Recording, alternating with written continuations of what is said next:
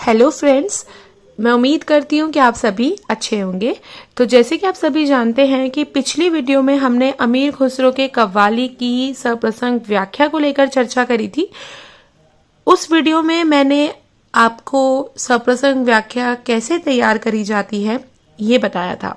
तो अगर आप में से किसी ने वो वीडियो नहीं देखी है तो प्लीज जाकर आप पहले वो वीडियो देखकर आइए, ठीक है। तो बिना किसी देरी के आज की वीडियो शुरू करते हैं। आज की जो वीडियो है उसमें हम अमीर खुसरो के गीतों की सप्रसंग व्याख्या को लेकर चर्चा करने वाले हैं, ठीक है। तो जैसे कि मैंने आपको पिछली वीडियो में भी बताया है कि सप्रसंग व्याख्या में आपको सबसे पहले संदर्भ लिखना होता है, प्रसंग लिखना होता है, व्याख्या लिखनी होती है और फिर विशेष लिखना होता है, ठीक है। और मैं आपको सप्रसंग व्याख्या इस ढंग से करवाती हूँ जिससे कि व्याख्या करने में आपको कोई तकलीफ ना हो, आपको कोई दिक्कत ना हो। उसका अर्थ मैं आपको उसी वक्त बताती रहती हूँ, ठीक है। तो बिना किसी देरी के आइए आज की वीडियो शुरू करते हैं। जो गीत है अमीर खुसरो का वो आपको स्क्रीन पर नजर आ रहा होगा। तो पहले हम इनका गीत पढ़ते हैं और फिर एक एक पंक्ति को लेकर हम उनकी व्याख्या करेंगे शब्द अर्थ के साथ, ठीक है।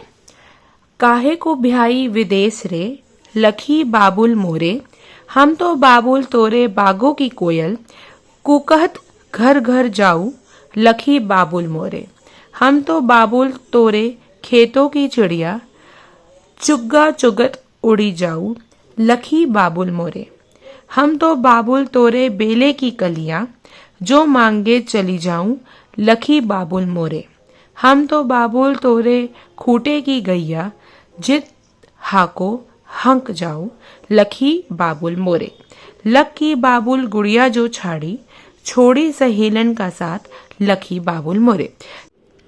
तो अभी हमने आधा गीत पढ़ा है, पहले हम इनकी सप्रसंग व्याख्या करेंगे, उसके बाद फिर हम आगे बढ़ेंगे, ठीक है। तो व्याख्या करते हैं। मैं आपको हाथ के हाथ इनके शब्दार्थ भी बताती जाऊंगी जिससे कि आपको कोई दिक्कत नहीं होगी।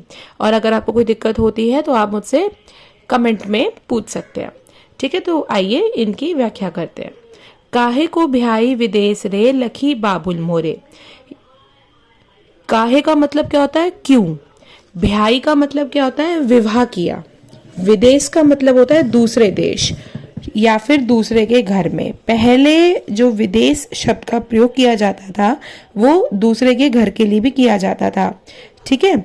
लखी मतलब देखो, और बाबुल किसके लिए प्रयोग किया जाता है? पिता के लिए, ठीक है। तो आइए इसकी व्याख्या करते हैं। यहाँ पर जो पुत्री है वो पिता से ये कह रही है कि अरे मेरे पिता, मेरा विवाह विदेश में क्यों किया और इस विवाह के माध्यम से मुझे अपने तथा समस्त परिवार से दूर क्यों किया। काहे को ब्याई विदेश रे, क्यों मेरा ब्याह आपने विदेश में किया, मुझे अपने और अपने समस्त परिवार से क्यों दूर किया, ठीक है। आगे बढ़ते हैं। हम तो बाबुल तोरे बागों की कोयल, कुकहत घर घर जाऊ, लखी बाबुल मोरे। यहाँ पर मोरे का मतलब आपको पता ही है, मेरे होता है। कुकहत मतलब क्या होता है? कूकना। तोरे मतलब होता है तेरे, ठीक है। तो इसकी व्याख्या में क्या कह रही है जो पुत्री है? वो ये कह रही है कि अरे हम तो तेरे उद्यानों में उड़ती फिरती रहने वाली ऐसी कोयल है। वो अपने पिता से ये कह रही है कि मैं आपके उद्यानों में, आपके बगीचों में, ठीक है, आपके बागों में ऐसी कोयल हूं, ठीक है, जो कूकते हुए पितृग्रह से दूसरे ग्रह चली जाती है। हम तो बाबुल तोरे बागों की कोयल, हम तो बाबुल किसके लिए? पिता के लिए, कि हम तो पिता तोरे आपके बागों की ऐसी कोयल है जो कूकते कूकते, कूकहत मतलब कूकते कूकते एक घर से दूसरे ग्रह चली जाती है। कूकहत घर घर जाऊ, लखी बाबुल मोरे, ठीक है। आगे बढ़ते हैं। हम तो बाबुल तोरे खेतों की चिड़िया, चुग्गा चुगत उड़ी जाऊ, लखी बाबुल मोरे। चुग्गा मतलब दाना, जो दाना पक्षियों को डाला जाता है, ठीक है, कबूतरों को डाला जाता है, वो चुग्गा, ठीक है। यहाँ पे वही चुग्गे की बात हो रही है। हम तो बाबुल तोरे खेतों की चिड़िया, चुग्गा चुगत उड़ी जाओ लखी बाबुल मोरे। यहाँ पर पुत्री पिता को आगे क्या कहती है कि हम तो तेरे खेतों में उड़ने बसने वाली ऐसी चिड़िया की तरह हैं जो केवल दाना चुगकर उड़ जाती है। हम तो बाबुल तोरे खेतों की चिड़िया, हम तेरे खेतों की एक ऐसी चिड़िया है जो चुग्गा चुगत उड़ी जाओ, जो चुग्गा चुग कर उड़ जाती है। चुगत मतलब चुग कर उड़ जाती है लखी बाबुल मोरे। ठीक है, आगे पढ़ते हैं। हम तो बाबुल तोरे बेले की कलिया जो मांगे चली जाऊं लखी बाबुल मोरे। अब आगे पुत्री पिता से क्या कहती है कि पिता इसी भांति हम तो बेल की ऐसी कलियां हैं जिसको जो कोई भी मांगे उसी को दे दी जाती है। जो मांगे चली जाऊं लखी बाबुल मोरे, कि जो मांगता है वहीं पर चली जाती हैं। ठीक है, हम तोरे बेल की ऐसी कलियां हैं कि जो मांगता है उसी के पास चली जाती है लखी बाबुल मोरे।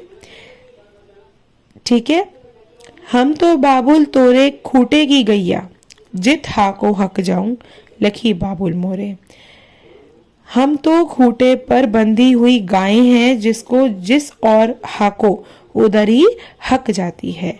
हम तो बाबुल तोरे खूटे की गैया जित हाको, जहां हाको वहां हक जाती है, वहां चली जाती है। ठीक है, तो यहाँ पर ये मतलब है। लख की बाबुल गुड़िया जो छाड़ी छोड़िन सहेलीन का साथ लखी बाबुल मोरे। यहाँ पर कोई ऐसा कठिन शब्द नहीं है जो मैं आपको उसका मतलब समझाऊं। ठीक है, यहाँ पर जितने भी शब्दों का प्रयोग किया गया है वो मैं आपको व्याख्या में उनके शब्दार्थ करवाते हुए चल रही हूँ। ठीक है, गैया का मतलब गाय होता है, खूटे का मतलब क्या होता है, गाय को बांधने वाला जो लकड़ी का टुकड़ा होता है। ठीक है, तो मैं आपको हाथ क्या शब्दार्थ बताते हुए चल रही हूँ। ठीक है, और बाकी कोई भी दिक्कत आती है तो आप मुझसे कमेंट में पूछ सकते हैं। ठीक है, आगे बढ़ते हैं। लख की बाबुल गुड़िया जो छाड़ी छोड़िन सहेली का साथ लखी बाबुल मोरे। तो यहाँ पर जो लाख शब्द यूज करा गया है, जो लाख शब्द का प्रयोग किया गया है वो किसके लिए यूज करा है, एक लाल रंग का पदार्थ।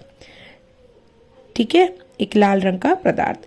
तो यहाँ पर जो पुत्री है वो क्या कह रही है कि अरे मेरे पिता, मैंने तो लाख निर्मित वाली अर्थात बहुमूल्य और बाल्यावस्था में अत्यंत प्रिय लगने वाली जो गुड़िया है, लाख की बाबुल गुड़िया जो छाड़ी। ठीक है, वो अपने पिता को ये कह रही है कि लाख मतलब कि एक लाल रंग का जो पदार्थ होगा जिससे उसकी गुड़िया बनी होगी। तो जो पुत्री है वो अपने पिता से ये कह रही है कि बाबुल, बाबुल मतलब पिता, कि मैंने बाल्यावस्था में ही लाख की गुड़िया जो छाड़ी, छाड़ी मतलब छोड़ना। तो यहाँ पर वो ये कह रही है कि मेरे पिता, मैंने तो लाख की निर्मित, जिससे निर्मित हुई है अर्थात बहुमूल्य और बाल्यावस्था में अत्यंत प्रिय लगने वाली जो गुड़िया है, ठीक है, छोड़िन सहेली का साथ, ठीक है, तथा सखी सहेलियां का साथ भी छोड़ दिया है लखी बाबुल मोरे। ठीक है, तो यहाँ पर वो यही बता रही है, अपने पिता को ये कह रही है कि मैंने तो गुड़िया का साथ छोड़ दिया इतनी जल्दी बाल्यावस्था में, अपने सखी सहेलियों का साथ भी छोड़ दिया है। ठीक है, तथा विवाह उपरांत मृत्यु के पश्चात परदेश रूपी ससुराल भेजी जा रही हूँ, कि मैंने सब कुछ छोड़ दिया बाल्यावस्था में और विवाह के उपरांत मृत्यु के पश्चात परदेश रूपी ससुराल भेजी जा रही हूँ। तो ये जो पंक्तियां हैं उनका अर्थ ये है, और मैंने आपको शब्द अच्छे से बता दिए हैं। आगे बढ़ते हैं। जो आगे की पंक्तियां हैं वो आपको स्क्रीन पर शो हो रही होंगी। महल तले से डोलियां जो निकली, भाई न खाई पछाड़ लखी बाबुल मोरे। आम तले से डोलियां जो निकली, कोयल ने की है पुकार लखी बाबुल मोरे। तू क्यों रोवे है हमरी कोयलिया, हम तो चले परदेस लखी बाबुल मोरे। नंगे पांव बाबुल भागत आवे, साजन डोला लिए जाए लखी बाबुल मोरे। ये अगली पंक्तियां हैं, इनकी भी हम व्याख्या करते हैं। ठीक है, तो यहाँ पर महल तले से डोलियां जो निकली, भाई न खाई पछाड़ लखी बाबुल मोरे। पछाड़ का मतलब क्या होता है, मूर्छित। तले, महल तले, तले का मतलब क्या होता है? नीचे। तो यहाँ पर जो पुत्री है वो पिता से ये कह रही है कि जब तुम्हारे महल के नीचे से मेरी डोली निकली तो मेरे जाने से उत्पन्न बिछोह अनुभूति, बिछोह अनुभूति का जो शब्द है वो किस लिए है? बिछोह मतलब बिछड़ना, कि जो बिछड़ने की जो अनुभूति के फल स्वरूप जो मेरा भाई है वो पछाड़ खाकर गिर पड़ा। आगे बढ़ते हैं। आम तले से डोलियां जो निकली, कोयल ने की है पुकार, लखी बाबुल मोरे। इसी भांति डोली जब आम वृक्ष के नीचे से गुजरी तो कोयल पुकारने लगी। ठीक है, आम तले से डोलियां जो निकली, आम के वृक्ष के नीचे से, तले मतलब क्या बताया था मैंने आपको? नीचे से। ठीक है, तो आम के तले से डोली जो निकली, कोयल ने की है पुकार, लखी बाबुल मोरे। ठीक है, जो लखी बाबुल मोरे जो हर पंक्ति में आ रहा है, इसका मतलब ये है, लखी मतलब क्या बताया था? देखो। तो बाबुल का मतलब मैंने क्या बताया था? पिता।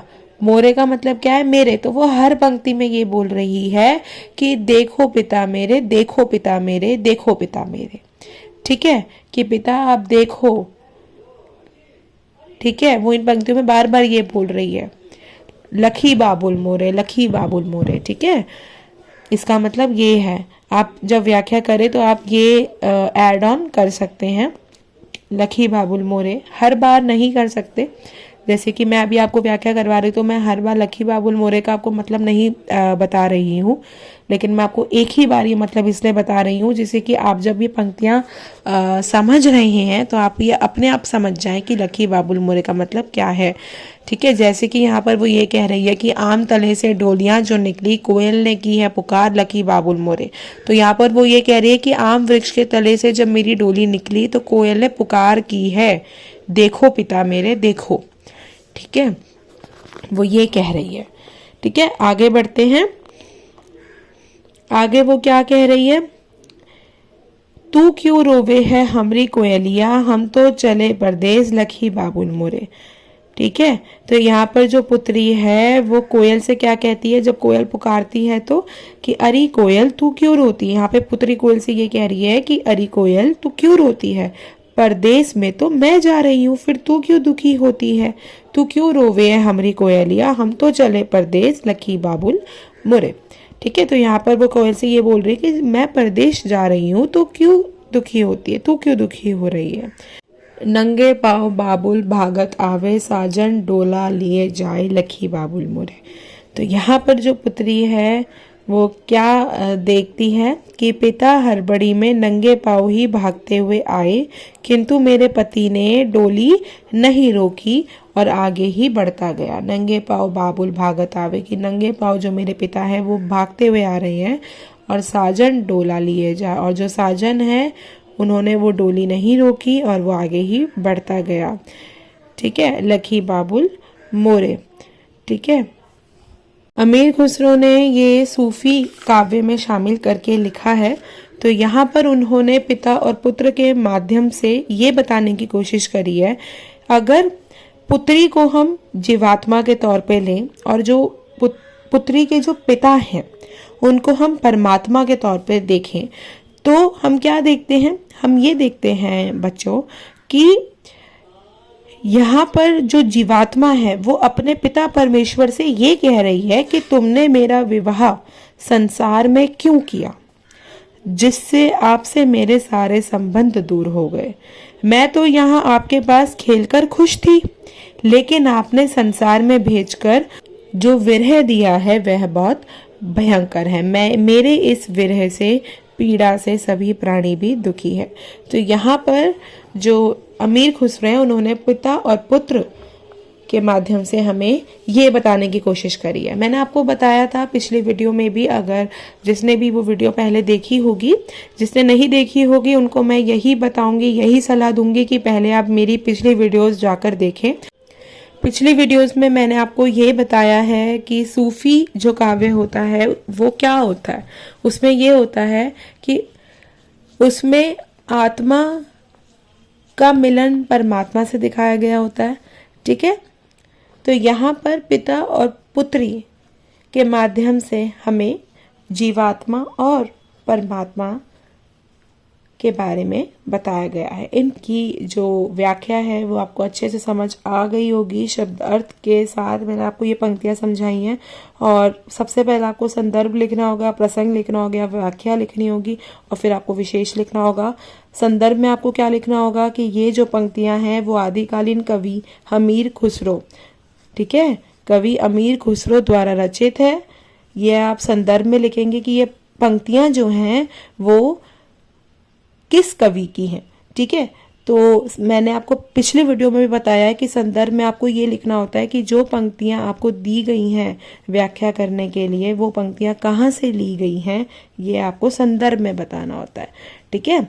तो संदर्भ में आप क्या लिखेंगे, प्रस्तुत पंक्तियां आदिकालीन कवि अमीर खुसरो द्वारा रचित है, ठीक है। उसके बाद आप संदर्भ के बाद क्या लिखेंगे, प्रसंग। प्रसंग में आप क्या लिखेंगे, ये गीत जो है अमीर खुसरो द्वारा रचित एक आध्यात्मिक गीत है, ठीक है, आध्यात्मिकता से जोड़ता है, पर इसमें लोक गीत के सभी गुण विद्यमान है। यहाँ एक और अपने पिता के घर से विदा होकर गई किसी बेटी की कथा है, तो दूसरी ओर परमात्मा के घर से सृष्टि में आई जीवात्मा की पीड़ा की व्यंजना ज्ञात होती है, ठीक है। उसके बाद फिर आप व्याख्या करेंगे, ठीक है। तो यहाँ पर जो पंक्तियां हैं वही मैंने आपको बताया कि यहाँ पर हमें दो चीजें मालूम होती है। एक तो पिता के घर से विदा होकर जो बेटी ने अपनी विरह की कथा हमें बताई है, और दूसरी ओर परमात्मा के घर से जो सृष्टि में आई जो जीवात्मा है उसकी पीड़ा है, ठीक है। तो ये आप प्रसंग में लिखेंगे। प्रसंग में आपको ये लिखना होता है कि पंक्तियां हमें क्या बता रही हैं, पंक्तियों में बेसिकली हमें क्या बताया गया है, ठीक है, वो क्या हमें बता रही हैं, ठीक है, क्या बताना चाहती हैं, किन चीज़ों को लेकर पंक्तियां लिखी गई हैं। नारी को लेकर लिखी गई हैं, नारी शक्ति को लिखी गई हैं, विरह को लेकर, प्रेम को लेकर, उसका प्रसंग क्या है ये आपको प्रसंग के अंदर बताना होता है, ठीक है। संदर्भ में आपको क्या बताना होता है कि जो पंक्तियां हैं वो किस कवि द्वारा रचित है, ठीक है। संदर्भ में आपको ये बताना होता है, प्रसंग में आपको ये बताना होता है कि वो जो प्रसंग है वो किस चीज का है, प्रेम प्रसंग है, विरह प्रसंग है, आध्यात्मिक प्रसंग है, वात्सल्य है, क्या है, ठीक है। तो यहाँ पे ये प्रसंग है कि हमें पता चलता है कि एक आध्यात्मिक गीत है, ठीक है। व्याख्या में आपको बता ही चुकी हूँ कि व्याख्या में आपको अच्छे से उसको एक्सप्लेन करना होता है।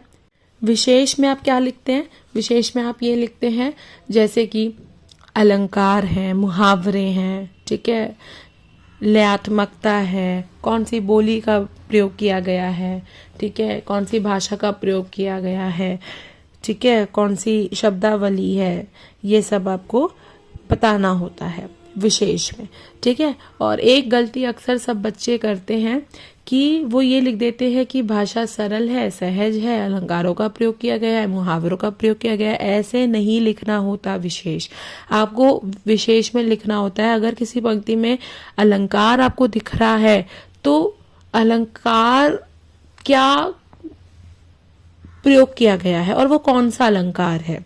जैसे कि अगर मैं आपको उदाहरण के तौर पे बताऊं तो चुग्गा चुगत में कौन सा अलंकार है, अनुप्रास अलंकार है, तो ये आप विशेष में लिखेंगे। चुग्गा चुगत एग्जाम्पल आपको देना होगा, ये नहीं कि अलंकारों का प्रयोग किया गया है। पहली बात आपको ये बतानी होती है कि कहाँ अलंकार का प्रयोग किया गया है, किस पंक्ति में अलंकार का प्रयोग किया गया है।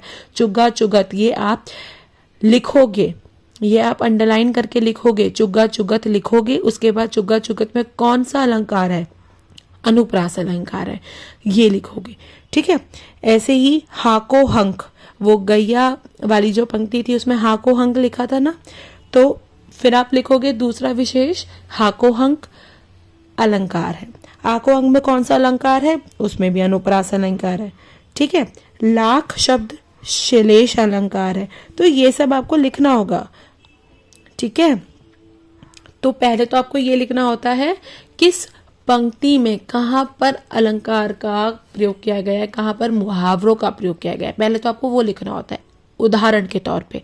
फिर आपको ये लिखना होता है कि कौन से मुहावरे का प्रयोग किया गया है, कौन से अलंकार का प्रयोग किया गया है, ये भी बताना होता है। जैसे कि मैंने आपको उदाहरण के तौर पे बताया कि हाको हंक पंक्ति के इन शब्दों में अलंकार का प्रयोग किया गया है।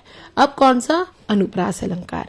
ठीक है, ऐसे आपको विशेष लिखना होता है, क्योंकि कई बच्चे क्या करते हैं, सिर्फ लिख देते हैं अलंकार का प्रयोग किया गया, और ये चालाकी टीचर्स और प्रोफेसर सबको पता है, इसलिए बच्चों को ज़्यादा नंबर नहीं देते हैं। अगर आपको प्लस में नंबर्स चाहिए, एक्स्ट्रा नंबर्स चाहिए, ठीक है, तो आपको ये चीज़ें पता होनी चाहिए। ठीक है, पेपर में 2-3 सप्रसंग व्याख्या करने को आती है, सब उसी में एक जैसी चीजें लिख देते हैं। भाषा सरल और सहज है, मुहावरों का प्रयोग है, अलंकारों का प्रयोग है, ज्ञात्मकता है, ये सब है। ठीक है, ऐसे नहीं लिखना होता है। विशेष चाहे आप 2 या 3 ही लिखो, बट लिखो बेहतरीन ढंग से। ठीक है, तो मैं आपको कुछ विशेष बता रही हूँ जो कि हमें व्याख्या में देखने को मिलते हैं, जैसे कि चुगत चुगत अनुप्रास अलंकार है, हाको हंक अनुप्रास अलंकार है। ठीक है, लाख शब्द का जो प्रयोग किया गया है, गुड़िया के साथ शैलेश अलंकार है। ठीक है, बिंबात्मकता है, लयात्मकता है, संगीतात्मकता है, एक स्त्री की पीड़ा का मनोवैज्ञानिक चित्रण किया गया है। ठीक है, स्वाभाविक मार्मिकता और रसोत्पादक है, सरल मिश्रित शब्दावली का प्रयोग किया गया है। ठीक है, एक भ्याता स्त्री की पीड़ा का वर्णन है, यहाँ परमात्मा पिता का प्रतीक है। ठीक है, तो और जो स्त्री है वो जीवात्मा का प्रतीक है, और जो सृष्टि है, जो परमात्मा ने सृष्टि में भेजा है, ठीक है, वो उसी पीड़ा को भी बता रही है ना, साइड बाय साइड। तो सृष्टि जो है वो ससुराल का प्रतीक है। आत्मा से परमात्मा का या पिता पुत्री का वियोग दारुण होता है। ठीक है, ये एक लोकगीत है। तो ये कुछ मैंने आपको बताए हैं विशेष, जो कि आप अपनी इस व्याख्या में लिख सकते हैं। ठीक है, तो आज की जो वीडियो है उसमें हमने अमीर खुसरो की गीत के ऊपर चर्चा करी है, और गीतों में हमने पहले गीत के ऊपर ही बात करी है। खुसरो का जो पहला गीत है वो यहीं पर ही समाप्त होता है। मैं उम्मीद करती हूँ आपको अच्छे से समझ आ गया होगा। शब्दार्थ के साथ मैंने आपको समझाया है, कैसे व्याख्या तैयार करी जाती है वो मैंने आपको बताया है। ठीक है, तो अगर आपको ये वीडियो अच्छी लगी हो तो आप इस वीडियो को लाइक करिए, अपने फ्रेंड्स और क्लासमेट्स के साथ इसको ज़रूर शेयर करिए, और ऐसे ही हिंदी रचनाओं से जुड़े महत्वपूर्ण प्रश्नों के लिए जो आपके पाठ्यक्रम में है, जो आपकी परीक्षा के लिए बेहद महत्वपूर्ण है, और उनकी व्याख्याओं के लिए इस चैनल को सब्सक्राइब करें। और आप टेलीग्राम चैनल भी ज्वाइन कर सकते हैं हमारे वीडियो अपडेट्स के लिए, और डेली हिंदी लिटरेचर क्वेश्चंस के लिए, डेली क्विजेस के लिए। तो लिंक आपको डिस्क्रिप्शन और पिन कमेंट में मिल जाएगा। मिलते हैं अगली वीडियो में अमीर खुसरो के गीतों के साथ। तब तक के लिए गुड बाय।